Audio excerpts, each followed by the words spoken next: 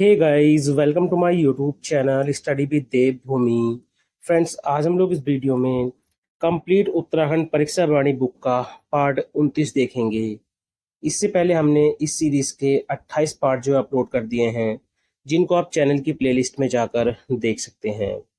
ये सीरीज आपको UK PCS और यूके ट्रिपल एससी के जितने भी एग्जाम होने हैं, चाहे वो बीडीओ, बीपीडीओ, लेखपाल पटवारी, उत्तराखंड पुलिस, फॉरेस्ट गार्ड, कनिष्ठ सहायक, सीजपाल या आपका आरओ, जितने भी आपके एग्जाम होने हैं, उन सभी के लिए ये क्वेश्चंस काफी महत्वपूर्ण है। तो चलिए वीडियो को शुरू करते हैं। आज का पहला क्वेश्चन है, पर्वतीय भागों में सिंचाई की सुविधा के अनुसार कितने प्रकार की भूमि मिलती है। तो काफी अच्छा क्वेश्चन है ये। तो पर्वतीय भागों में सिंचाई की सुविधा के अनुसार कितने प्रकार की भूमि मिलती है। तो ये कितने प्रकार की भूमि मिलती है, तो आप याद रखना, 3 प्रकार की। कितने प्रकार की भूमि मिलती है, तो 3 प्रकार की भूमि मिलती है, यानी बी ऑप्शन जो है इसमें राइट हो जाएगा। तो पहली है इसमें तलाव भूमि। पहली कौन सी है इसमें, तो पहली है इसमें तलाव भूमि। दूसरी है उपराऊ भूमि। ठीक है, दूसरी कौन सी है, उपराऊ भूमि। तीसरी है इजरान भूमि। तीसरी कौन सी है, इजरान भूमि। अब देखिए, इसमें उपराऊ भूमि जो है ये 2 पार्ट में डिवाइड है। ठीक है, पहली है उपराऊ अव्वल। ठीक है, उपराऊ अव्वल। और दूसरी है उपराऊ दोयम। ठीक है, तो पर्वतीय भागों में सिंचाई की सुविधा के अनुसार कितने प्रकार की भूमि मिलती है, 3 प्रकार की भूमि मिलती है। तलाव भूमि, उपराऊ भूमि। उपराऊ भूमि को 2 भागों में बांटा गया है, उपराऊ अव्वल और उपराऊ दोयम। और तीसरे नंबर पर आती है इजरान भूमि। अगला है, किस भूमि बंदोबस्त में पहली बार वैज्ञानिक पद्धति को अपनाया गया। Very very most important question है गाइस ये। तो किस भूमि बंदोबस्त में पहली बार वैज्ञानिक पद्धति को अपनाया गया था। तो वैज्ञानिक पद्धति को किस में अपनाया गया था, जो नोबा भूमि बंदोबस्त हुआ था। कौन सा, नोबा भूमि बंदोबस्त। ये कब हुआ था, तो ये हुआ था 1863 से 1873 तक। ठीक है, 1863 से 1873 तक जो है ये नोमा भूमि बंदोबस्त हुआ था। अगर आपसे पूछ ले कि उस समय पे कुमाऊं कमिश्नर कौन थे, तो उस समय पर थे रैमजे। ठीक है, हेनरी रैमजे। और इसकी अध्यक्षता किसने की थी, जो नोमा भूमि बंदोबस्त था, इसकी अध्यक्षता किसने की थी, तो आप याद रखना, जीई विकेट ने। किन्होंने, जीई विकेट ने जो है इसकी अध्यक्षता की थी। और ये जो है नोमा भूमि बंदोबस्त जो था, ये 20 साला भूमि बंदोबस्त था। कैसा था, तो ये 20 साला भूमि बंदोबस्त था। नोमा भूमि बंदोबस्त में पहली बार वैज्ञानिक पद्धति को अपनाया गया था। अगला है, किस भूमि बंदोबस्त में पर्वतीय भूमि को 5 वर्गों में बांटा गया था। Very very most important question है। तो किस भूमि बंदोबस्त में पर्वतीय भूमि को 5 वर्गों में बांटा गया था। तो ये जो नोवा भूमि बंदोबस्त था, उसमें पर्वतीय भूमि को 5 वर्गों में बांटा गया था। ठीक है, कौन कौन से वर्ग थे, तो पहला है तलाऊ भूमि। ठीक है, पहला है तलाऊ भूमि। दूसरा है उपराऊ अव्वल। ठीक है, उपराऊ अव्वल। तीसरा है उपराऊ दोयम। ठीक है, उपराऊ दोयम। चौथे नंबर पर है इजरान। ठीक है, इजरान भूमि। और 5वें नंबर पर है कंटीली। ठीक है, 5वें नंबर पर है कंटीली। तो नोवा जो भूमि बंदोबस्त हुआ था, उसमें पर्वतीय भूमि को 5 वर्गों में बांटा गया था।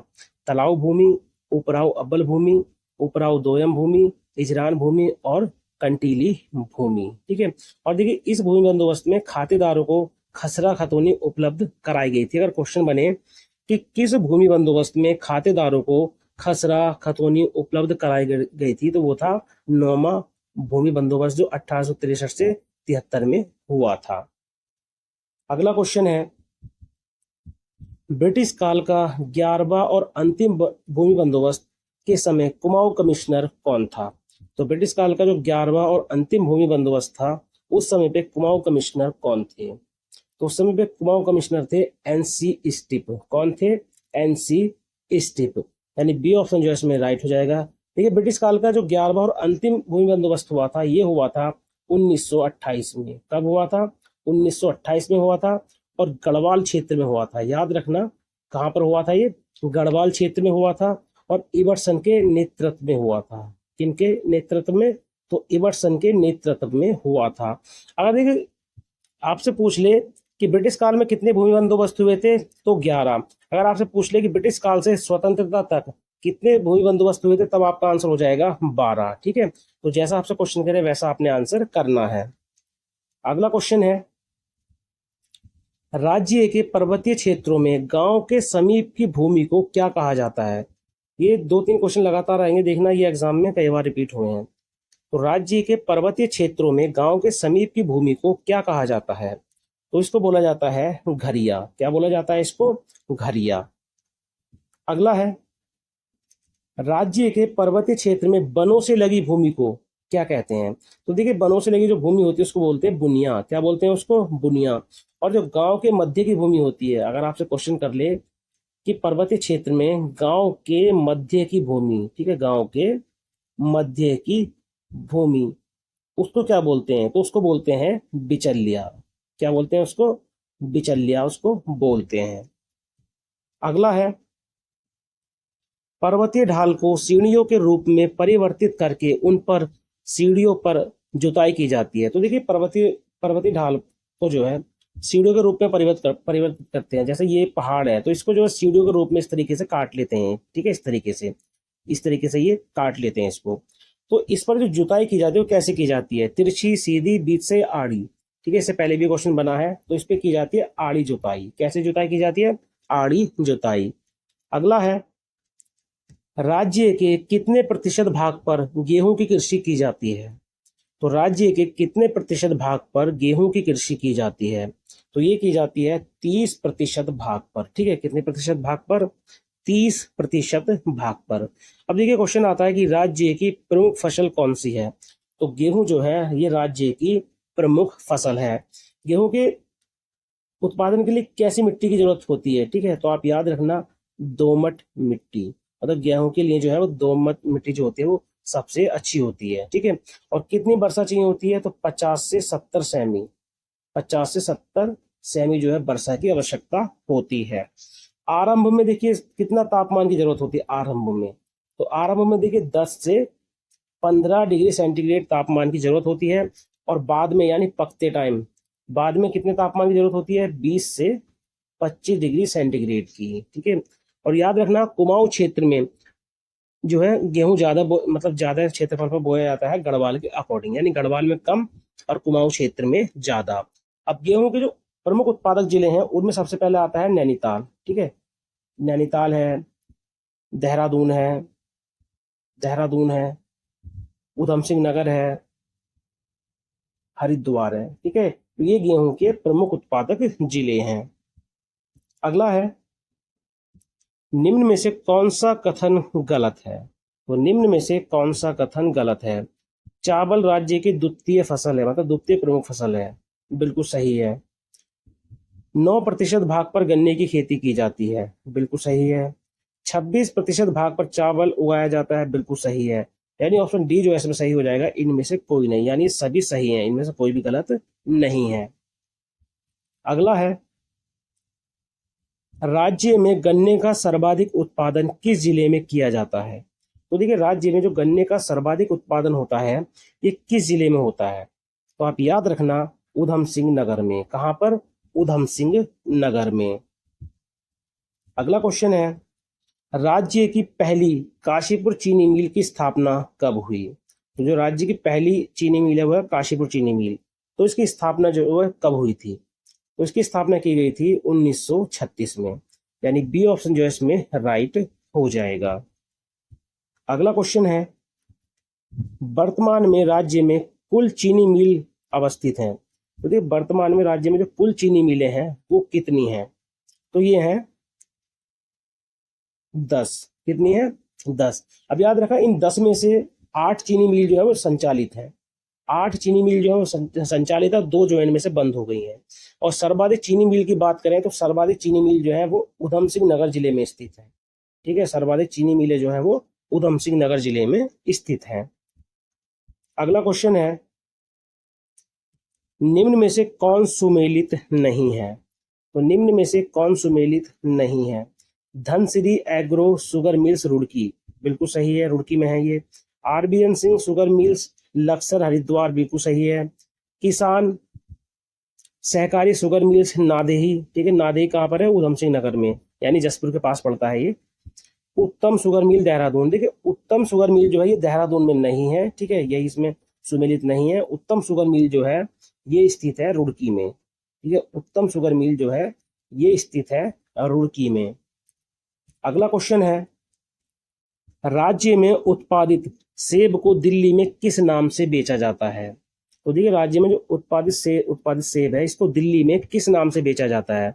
तो दिल्ली में बेचा जाता है इसको न्यूजीलैंड ब्रांड नेम से, ठीक है, न्यूजीलैंड ब्रांड नेम से जो है इसको दिल्ली में बेचा जाता है। लेकिन अन्य राज्यों में बात करें तो अन्य राज्यों में इसको किस नाम से बेचा जाता है? हिमाचली सेब के नाम से, ठीक है, अन्य राज्यों में इसको हिमाचली सेब के नाम से जो है बेचा जाता है। अगला क्वेश्चन है, राज्य में सर्वप्रथम बेलाडोना की खेती किस क्षेत्र में शुरू की गई? Very very most important question है। कभी ये पूछता है क्षेत्र, कभी इसकी स्थापना पूछता है, कभी इसके संस्थापक पूछता है, ठीक है, किसने इसको शुरू किया था। तो राज्य में सर्वप्रथम बेलाडोना की खेती किस क्षेत्र में शुरू की गई थी? तो इसको शुरू किया गया था कुमाऊं क्षेत्र में, ठीक है, कुमाऊं क्षेत्र में। कब? 1903 में। कब? 1903 में। किन्होंने इसको शुरू किया था? तो नॉर्मन गिल ने, ठीक है, इसको किसने शुरू किया था? तो नॉर्मन गिल ने जो है इसको शुरू किया था।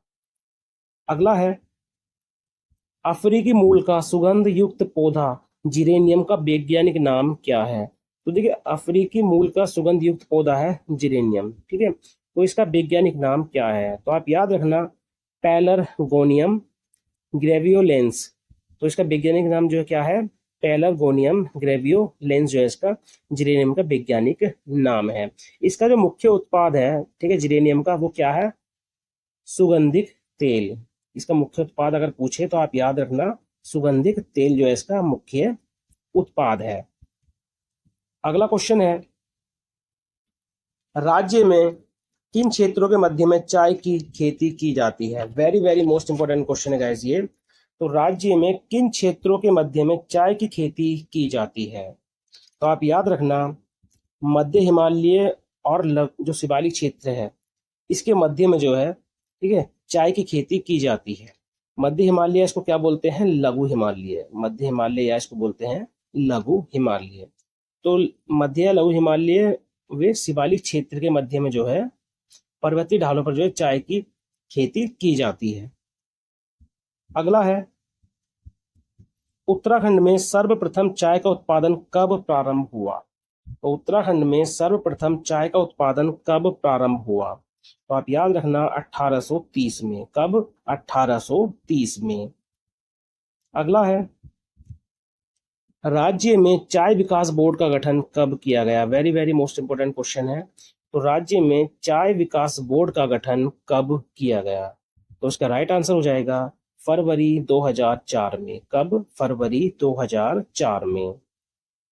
अगला क्वेश्चन है, उत्तराखंड में प्रथम कृषि नीति कब लागू की गई? तो देखिए उत्तराखंड में प्रथम कृषि नीति जो है ये कब लागू की गई थी? तो ये लागू की गई थी 2011 में। कब लागू की गई थी? 2011 में। अगर क्वेश्चन करे आपसे कि नई कृषि नीति कब लागू की गई थी, ठीक है, और आपसे क्वेश्चन करे कि नई कृषि नीति कब लागू की गई थी, तब आपका आंसर हो जाएगा 2018 में। कब? 2018 में। अगला क्वेश्चन है, उत्तराखंड स्टेट सीड सर्टिफिकेशन अभिकरण कब स्थापित किया गया? तो उत्तराखंड स्टेट सीड सर्टिफिकेशन अभिकरण, इसकी जो स्थापना है वो कब की गई थी? तो आप याद रखना, कब? 14 सितंबर 2001 को। देखिए इसमें थोड़ा सा ये टाइपिंग में गलती हो गई है, ठीक है, इस क्वेश्चन को आप थोड़ा सही कर लेना, ठीक है, ये वाला मार्च हो गया लेकिन ये क्या था? 14 सितंबर, ठीक है, 14 सितंबर 2001 को, ठीक है, 14 सितंबर 2001 को। कहाँ पर? देहरादून में। देहरादून में। तो उत्तराखंड स्टेट सीड सर्टिफिकेशन अभिकरण की जो स्थापना है 14 सितंबर 2001 को कहाँ पर की गई थी? देहरादून में। अगला क्वेश्चन है, उत्तराखंड जैविक कृषि एक्ट बनाने वाला देश का कौन सा राज्य है? तो उत्तराखंड जैविक कृषि एक्ट बनाने वाला भारत का कौन सा राज्य है? तो ये है पहला राज्य है, ठीक है, पहला राज्य है।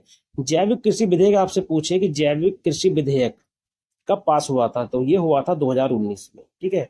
जैविक कृषि विधेयक आपसे पूछे कि कब पारित हुआ था, तो वर्ष 2019 में जो है ये पारित हुआ था। अगला है, कृषि विविधीकरण परियोजना को राज्य में कब लागू किया गया? तो कृषि विविधीकरण परियोजना को जो राज्य में लागू किया गया था, ये किया गया था 2001 में। कब? अगर फुल डेट पूछे तो आप याद रखना मई 2001 में। कब? मई 2001 में।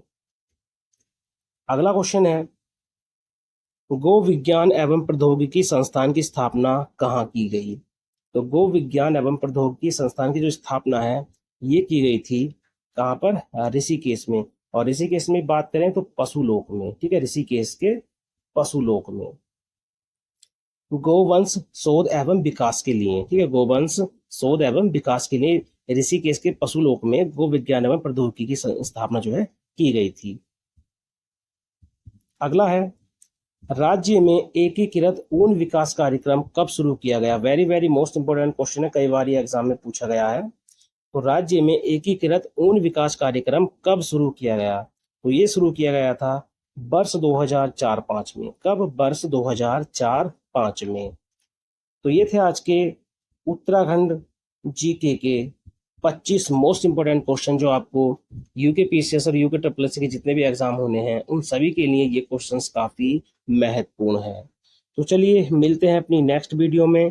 Thank you for watching.